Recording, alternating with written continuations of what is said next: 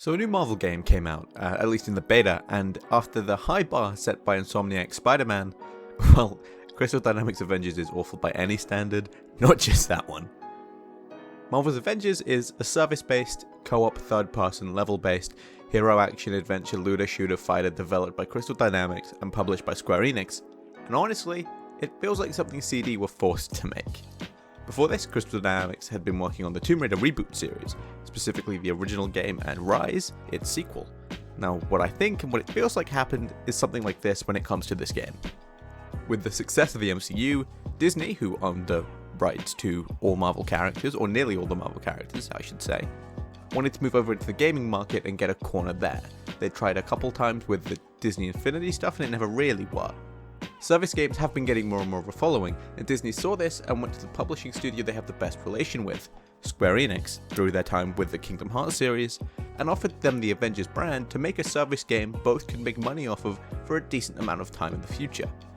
Square, knowing what the money they could get out of that, agreed to it, and then with this mainly Western brand, they knew they had to give it to one of its Western developers. It just wouldn't really make sense to give it to one of the Japanese teams, and the only one big enough that they could justify it was Crystal Dynamics, thus taking away the Tomb Raider series they had been working on for coming up close to a decade and telling them to make this game, a game they really didn't want to make, and it shows. Every character in this game plays the same, with very minor differences. Every character's layout is square for light attack, triangle for heavy, L left trigger for aim, right trigger shoot, X to jump, and circle to dodge or block. It does vary depending on what character you play as. The only difference between characters is how they feel slightly different, but even then they don't feel unique. The characters feel like they're taken and based off of other games. Thor feels a lot like Kratos from God of War 2018, Cap feels like Batman from the Arkham games, Widow feels like any third-person shooter, the Hulk feels like an alien from Evolve, and Iron Man feels like Jesse Faden from Control. I don't even know how Kamala feels to play because I gave up on the game before even getting to play as her.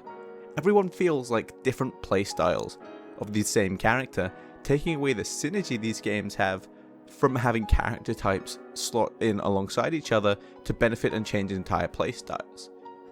In Avengers, you don't get the same synergy you get in Destiny of seeing three separate characters and builds of a Warlock, Hunter, and Titan, and their abilities all being used in conjunction with one another because none of the playable characters feel different enough to be used like that.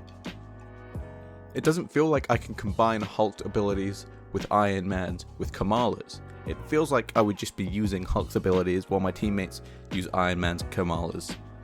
And fucking whatever other one I said, I forget. Because it's not fucking memorable.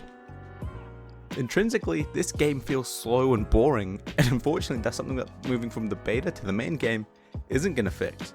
Will the graphical issues and glitches be fixed up? Sure they will, and there are a decent fucking amount of them.